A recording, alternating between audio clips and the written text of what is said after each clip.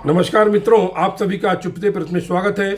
हमारे बीच में प्रवासी चेतना एक मुंबई की साप्ताहिक अच्छी पत्रिका है, उसके संपादक श्री नरेंद्र कुमार मौर्य जी मुझसे मिलने के लिए आए और मेरे बीच में फंस गए और मैंने उनसे निवेदन किया कि भाई पत्रकारिता पर कुछ बात की जाए, जिससे कि हमारे आने वाली युवा पीढ़ी को कुछ मार्गदर्शन हो कि पत्रकारिता का क्षेत्र अच्छा है कि नहीं है। इस विषय में मैं आपका मौर्य जी आपका स्वागत करता हूं और बहुत बहुत धन्यवाद। आप मेरे बीच में आज फंस गए? नहीं फंसे हैं। अच्छा, तो आप अपने विषय में कुछ बताइए कि आप इस पत्रकारिता के क्षेत्र में कैसे आए। सर, मैं पत्रकारिता से 15 साल से जुड़ा हुआ हूँ और मैं प्रवासी चेतना पत्रिका का संपादक हूँ। 13 साल से प्रकाशित हो रही है, मुंबई से नियमित प्रकाशित हो रही है। तो सर, मेरे अंदर कुछ करने की इच्छा थी, समाज के लिए, देश के लिए कुछ करने की इच्छा थी, तो बस आ गया इसीलिए इसमें लिखने के लिए, समाज के बदलने के लिए। खैर ऐसा हुआ नहीं, मैं ही बदल गया। और रही बात उसको, तो मैं पीजी डिप्लोमा मास कम्युनिकेशन किया। अच्छा, आप मास कम्युनिकेशन में आपने कोर्स किया, इसके पहले आपने फार्मेसी में बीएससी किया? जी सर, मैंने बीएससी मतलब बॉटनी केमिस्ट्री से बीएससी हूँ। बॉटनी केमिस्ट्री से किया था। अच्छा। तो लिखने का शौक था और यहाँ पे फिर जब मुंबई आया तो जीविका चलाने के लिए मैंने ग्लेनमार्क कंपनी में एमआर हुआ, मेडिकल रिप्रेजेंटेटिव हुआ। तो मास कम्युनिकेशन आपने मजबूरी में किया होगा, नौकरी वोकरी के लिए? नहीं सर, ऐसा नहीं था। अच्छा से किया था, अपने लिए किया था। बाकी जो नौकरी तो करी रहा, 25,000 रुपये उस समय सर 2003-04 में मिलना, मतलब बहुत अच्छी, सब कुछ ठीक चला था, कोई दिक्कत नहीं थी। लेकिन कुछ करना था, इसलिए वो जो है हमने वहाँ पे एडमिशन करा लिया। तो आप नए युवाओं को इस दिशा में आने के लिए प्रेरित करने की बात करते हैं क्या? बिल्कुल आनी चाहिए, उनको आनी चाहिए। जो क्या मास कम्युनिकेशन एक आकर्षक फील्ड है क्या? आकर्षक तो है ही है सर, बहुत लैविश और आकर्षक ही है। लेकिन इसमें जो आप जानते हैं, तमाम पत्रकार एक लंबी लिस्ट है जो कि अपनी कलम को बेच देते हैं दूसरों के लिए। आजकल कुछ हमारे दिल्ली के कुछ मंत्री ने बोला था प्रेस्टिट्यूट, इसके विषय में आपकी क्या राय है? नहीं सर, मेरा एक दोस्त है, उसका नाम जरूर लेना चाहूँगा, छत्तीस द्विवेदी। उसने उसका टैगलाइन लिखा हुआ है, हर कलम बिकती नहीं। उसने भी मेरे साथ पत्रकार खरीदार चाहिए, नहीं बिकती नहीं, मतलब फुल स्टॉप नहीं है सर। अच्छा, फुल स्टॉप, बिकती नहीं, अफर्मेटिव सेंटेंस एकदम। तो उस तरह से है सर, बहुत भी समाज में लोग हैं सर जो उस तरह से चीज़ों को करना चाहते हैं, बहुत सारे बिकते भी हैं। तो ऐसा नहीं कह रहे कि कोई बिकता भी नहीं और कोई नहीं बिकता है, दोनों चीज़ें हैं। मुंबई की एक पत्रिका, बहुत ही जो दैनिक पत्रिका थी, उसमें एक बहुत बड़े उद्योगपति का लेख आया करता था, रोज। मैं बहुत प्रभावित हुआ क्योंकि वो लेख आध्यात्मिक हुआ करते थे। बाद में मुझको किसी ने बताया कि वो दूसरे से लिखवा के अपने नाम से लेख छपाते हैं, उसको कुछ पर लेख का कुछ पैसा देते हैं और अपने नाम से उस बड़ी पत्रिका में, जो डेली का समाचार पत्र है मुंबई का सबसे बड़ा, उसमें अपने नाम से छपाते हैं। क्या ये सत्य है या ये गलत है? क्या आप सोचते हैं इस बारे में? नहीं, इस तरह की होती है सर, इस तरह की चीज़ें होती है। कभी कभी सर्वाइव करने के लिए, पत्रिका को या पेपर को चलाने के लिए, मतलब इस तरह की बातें होती है कि ठीक है, हम फला आप हमारे नाम से इस तरह करते रहिए, हम आपको इतना एक राशि दे देंगे। ये होता है सही, इसमें से इसके इनकार नहीं किया जा सकता। तो इसमें कोई बुराई है कि नहीं है? इसको क्या कहेंगे, कलम को बेचना कि नहीं बेचना? सर, ये तो बड़ा आपने ऐसा सब सवाल पूछ लिया जिसमें बड़ा दुविधा वाली बात है। इसको मतलब एक तरह से मतलब आप भी किसी दबाव में है क्या? नहीं बिल्कुल नहीं सर, मैं तो दबाव में नहीं। तो स्पष्ट बात करने में डर लग रहा है कि आपको कि आपको किसी बड़ी पत्रिका में फिर शायद नौकरी ना मिले? नहीं सर, मुझे नौकरी ठीक है, अपनी पत्रिका चलो 13 साल से किया है सर, उसको बढ़ाना है, नौकरी करनी ही नहीं सर अभी तो। अच्छा। तो आप संपादन के क्षेत्र में ही जाना चाहेंगे? बिल्कुल सर, बिल्कुल इसमें जाते हैं। कई फिल्में लिखी सर, कई सीरियल लिख रहे हैं, गीत लिख रहे हैं, तो लिखने वाला कार्य ही सर अपना। अच्छा, मुंबई शहर में आप आए थे, तो आपको इस क्षेत्र में सबसे बड़ी आपके जीवन में कौन सी कठिनाई आई? क्योंकि मुंबई के बारे में कहा जाता है यहाँ पर केवल भाग्यवान आ सकता है, जो दुर्भाग्यशाली वो आ ही नहीं सकता है, और किस्मत मनुष्य के सर के ऊपर से गुजरती है। जिसमें सामर्थ्य होती है वो पकड़ लेता है और राजा बन जाता है, नहीं तो वो खाक में मिल जाता है। आपका क्या विचार है इस विषय पर? बिल्कुल सर, मुंबई एक बहुत ही अच्छा शहर है। यहाँ पे हर तरह के लोग हैं, आप जैसे रहेंगे आपको उसी तरह के लोग मिल जाएंगे।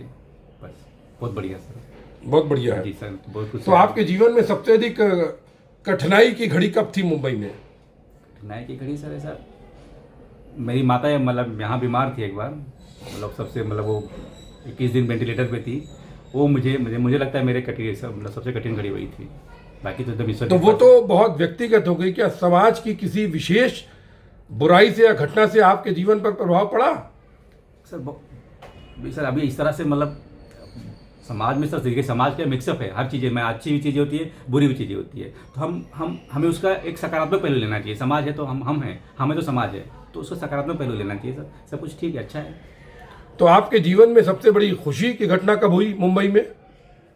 जब सर मैंने पत्रिका निकाली और पहला अंक जब विमोचन हुआ, लोग आए थे, समाज के बड़े बड़े लोग आए थे, उसमें शामिल हुए थे और पत्रिका उसको सराही थी लगी। मतलब आप अपनी खुशी को इससे मापते हैं कि आप कितने बड़े लोगों से मिलते हैं? नहीं, बिल्कुल नहीं, बिल्कुल। फिर बल्कि मतलब ये हमारे ऐसे छोटे लोगों से मिलने से आपको दुख हो जाएगा शायद, मेरा हो। अभी सर इतने बड़े वैज्ञानिक, परमाणु वैज्ञानिक के सामने मेरा इंटरव्यू ले रहे हैं, तो अभी ये तो मेरे लिए बहुत ही बड़ी खुशी की बात है। ये आपको हो सकता है, लेकिन मेरे लिए मेरे जैसे एक छोटे से साहित्यकार या पत्रकार के लिए इतना बड़ा इंटरव्यू लेना एक वैज्ञानिक लेवे, और क्या हो सकता है। ये तो मेरी खुशी की बात है। अच्छा, धन्यवाद। मतलब आप बस का भी अच्छा लगाना चाहते हैं। बिल्कुल नहीं सर, ये सत्य बात है सर, ये सत्य बात। मतलब आपसे थोड़े नरम प्रश्न किए जाए। ना, आपके बिल्कुल। परिवार में कौन कौन है सर? सर पिताजी हैं, पत्नी है, 2 बच्चे हैं। अच्छा अच्छा अच्छा। माता जी नहीं रही।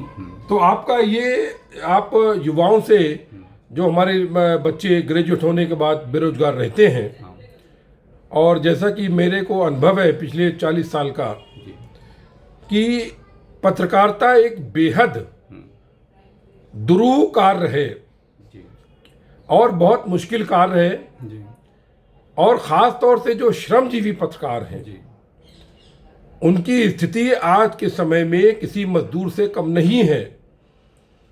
एक एक न्यूज़ के लिए उनको दौड़ना पड़ता है और बाद में इंच से नाप कर उनका पेमेंट होता है कि एक कॉलम का 50 रुपये 75 रुपये मिलता है।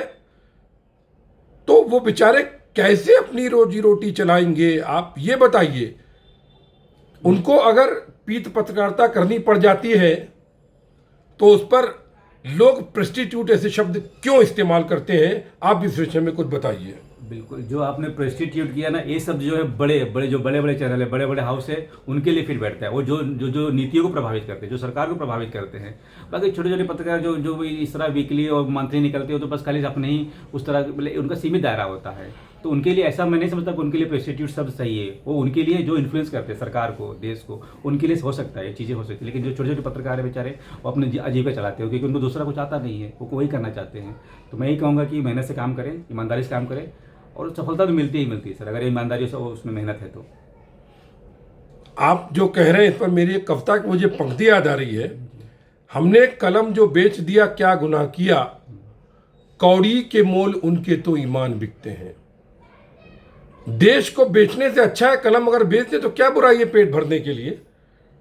आप इस विषय में क्या सोचते हैं? क्योंकि देखिए, जो आदमी भूखा मर रहा है, जैसा बताया आपने, श्रमजीवी पत्रकार, अगर एक न्यूज़ के लिए कुछ पैसे किसी से ले लेता है तो लोग इसको बुरा क्यों मानते हैं?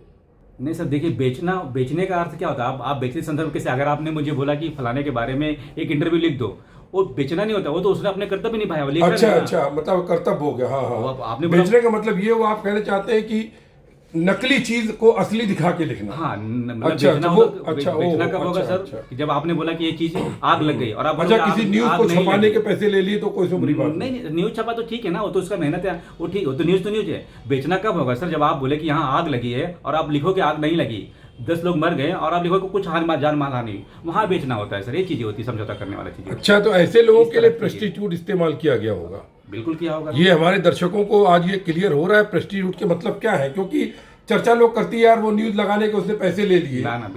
मैं समझता हूँ कि इसमें कोई बुराई नहीं है सर। पत्रकारिता मतलब वो जो चीजें, क्योंकि उसको तो पत्रकार से जो पेमेंट मिल रहा है वो इंच से नाप के मिल रहा है। जो महीने में 2000 रुपए से ऊपर नहीं आएगा, बेचारा पेट कैसे भरेगा परिवार का? वो तो पेपर में अगर एक पत्रकार काम कर रहा है, ठीक है, अगर आपने दिया तो ठीक है, नहीं वो तो मांग भी नहीं, वो तो छापेगा, उसका काम है छापना समाचार, वो तो मांग नहीं रहा। अगर आप दिया तो ठीक है, नहीं दिया तो भी ठीक है ना सर। तो वो बेचना नहीं होता है, वो बेचना नहीं होता है, मेरे समझ से बेचना नहीं होता है। वो अपना काम कर रहा है, वो तो उसका मेहनताना है, उसका पारिश्रमिक है वो चीज़ें।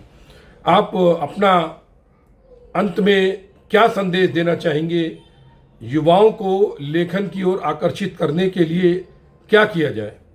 सर, युवाओं को मैं तो यही कहूँगा कि जितने भी युवा हैं, जितने भी चीज़ें, मतलब जितने भी युवा हैं आज के, वो अपने कामों से ऐसा करें कि वो देश हित को पहले रखें। जो भी काम करें, चाहे जो मतलब लेखन ही नहीं हो, चाहे जो भी हो, उसमें देश हित जरूर समाया होना चाहिए। और बाकी लेखन तो हर व्यक्ति के अंदर होता है, बस उसको निखारने की जरूरत होती है। जिसको लेखन में क्षमता है वो आए। मतलब आपके कहने का मतलब ये है कि कुछ भी करो, लेकिन कोई भी चीज़ समाज के विपरीत और देश के विपरीत नहीं होनी बिल्कुल नहीं चाहिए। होनी चाहिए, बिल्कुल नहीं होनी चाहिए, है ना? तभी आप बोल सकते हैं कि आपकी कलम नहीं बिकती। जब आप देश की हित की बात करेंगे, समाज के हित की बात करेंगे, तो आपको कोई कह नहीं सकता कि आपकी कलम बिकी हुई है।